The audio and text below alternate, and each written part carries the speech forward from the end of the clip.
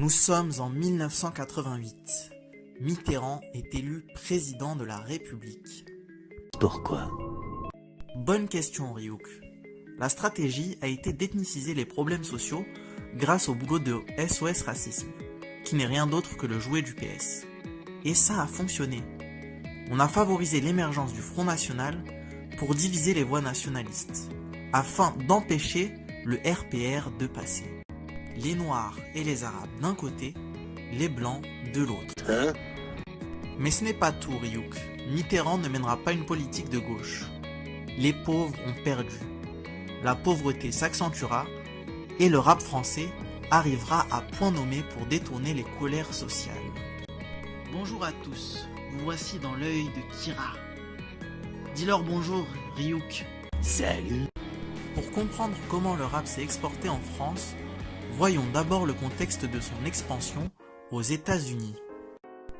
Nous sommes dans les années 60, c'est la période de la guerre du Vietnam, mais aussi d'une période de contestation afro-américaine qui verra la marche sur Washington avec le célèbre discours de Martin Luther King, I Have a Dream. Plusieurs groupes d'émancipation afro-américains font leur apparition, le NAACP de Martin Luther King, le Black Power, la Ligue des travailleurs noirs ou encore Nation of Islam. Ils entraîneront plusieurs émeutes aux États-Unis. Mais ce n'est pas tout. L'établissement doit aussi faire face au Ku Klux Klan ou même au Parti communiste. Vis-à-vis de cette situation, COINTELPRO, officine du FBI, créée par Edgar Hoover, dont le principal fait d'armes sera l'assassinat de Martin Luther King en 1968. Pourquoi?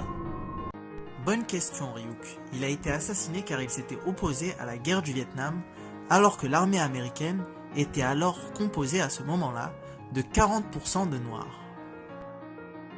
Dis donc, c'est drôlement malin ce que tu lui racontes là.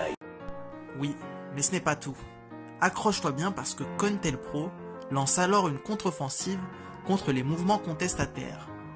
Elle s'attaque d'abord au Black Panther, mouvement afro-américain le plus organisé et le plus puissant, en arrêtant notamment son leader, Wayne Newton, et en assassinant plusieurs membres. Ouais, la gauche américaine en profite d'ailleurs pour s'infiltrer avec Angela Davis qui va prendre le leadership et diffuser l'idéologie marcusienne. D'après celle-ci, le principe de plaisir est une force permettant de lutter contre l'ordre établi. En d'autres termes, faites l'amour, pas la guerre. Inutile de vous préciser qu'en adoptant cette idéologie, on condamne le mouvement des Black Panthers à la stérilité politique. L'émancipation afro-américaine n'aura pas lieu. C'est quelque chose qui me dérange personnellement. Moi aussi, Ryuk, mais il y a pire, car ce changement d'idéologie sera approuvé par l'ancien leader, Wayne Newton, après ses 2 ans passés en prison. Une idéologie qui sera reprise par le fondateur du rap, Afrika Bambaataa, fan de la nouvelle version des Black Panthers, totalement cooptée par l'établissement. Je vois. On nous présentera alors le rap comme un discours artistique contestataire, alors que le rap est le symbole de l'idéologie marchande. Il pousse à la consommation. Regardez ce morceau intitulé My Adidas.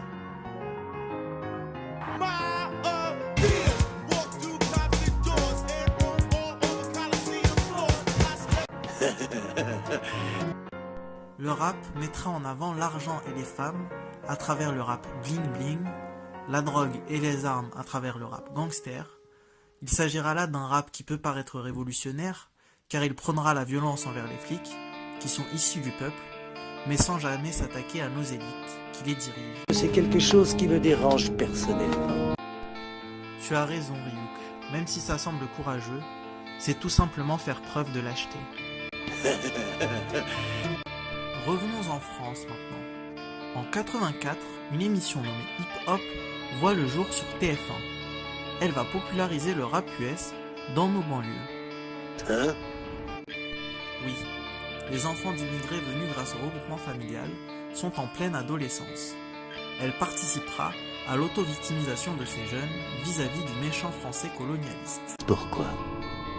Écoute Ryuk, ça permettra à Mitterrand de rester au pouvoir et de récupérer le vote des immigrés. Je vois. En 88, le rap français se diffuse grâce à l'émission Dean Style sur Radio Nova, qui passe du NTM et Ministère amer.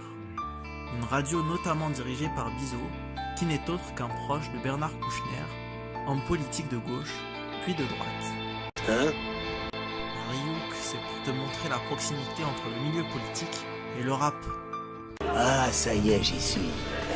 La première compile de rap, intitulée Rap Attitude, sort en 1990 sous le label de Burtel, le boss du rap français jusqu'à aujourd'hui. C'est un véritable succès. Un an plus tard, c'est le groupe IAM qui se fait connaître grâce à Tam Tam de l'Afrique, une revendication victimaire, toujours sous la tutelle de SOS Racisme, qui n'est rien d'autre que le jouet du Parti Socialiste. En 1992, c'est l'arrivée massive du cannabis dans nos banlieues françaises. Pourquoi? Ryuk, elles sont exportées par le Maroc et montrent bien les relations troubles entre le roi du Maroc et nos élites. Le groupe IAM en profite pour en faire la promotion avec son morceau Shit Squat, puis de Passe le Ouinge de NTM 2 ans plus tard. Hein? Écoute, ce shit va apaiser les tensions sociales et abrutir nos banlieusards. Je vois. Entre 93 et 95, le phénomène Wu-Tang débarque en France. Un rap de rue qui poussera même Joey Starr à se coller une dent en or. En 95, par imitation au titre américain Fuck the Police de NWA, on aura le titre Sacrifice du poulet, qui sera d'ailleurs aussi la bande-annonce du film La Haine. Ça rejoint ce que je te disais tout à l'heure, il s'attaque aux policiers, issus du peuple, sans jamais s'attaquer à ceux qui les dirigent. Je vois. Dans le même temps, il y a un quota de chansons françaises à la radio grâce à la loi Toubon. Et Skyrock va en profiter en devenant la radio numéro 1 de rap français. Hein?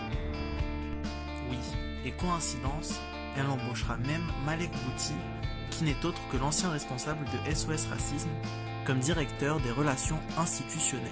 Dis donc, c'est drôlement malin ce que tu lui racontes, Light. Oui Ryuk, mais j'ai un dernier message à faire passer. Le rap rend stupide. Il appauvrit notre vocabulaire, donc notre langage. Il précède la pensée. Et qui dit faiblesse du langage, dit faiblesse du logos. Mais ce n'est pas tout. Comment ça? Il crée une fascination pour les gangsters. On voit aussi l'apparition d'une nouvelle langue, comme le verlan, qui va entraîner une difficulté d'intégration pour les jeunes de banlieue. Pourquoi? Écoute Ryuk, l'islam n'est pas la cause de la racaillisation de notre société. La preuve étant qu'aux États-Unis, les Mexicains d'origine catholique finissent aussi dealers. Ni l'islam, ni le catholicisme sont la source de cette contamination idéologique. Elle provient du rap et de toute l'influence néolibérale. Je vois. Concernant SOS Racisme, il est inutile de se victimiser. Le racisme existera toujours. Le respect ne se demande pas, il s'impose. Regardez les Asiatiques. Ils sont moqués, mais ils sont respectés, car ils sont devenus une communauté puissante économiquement.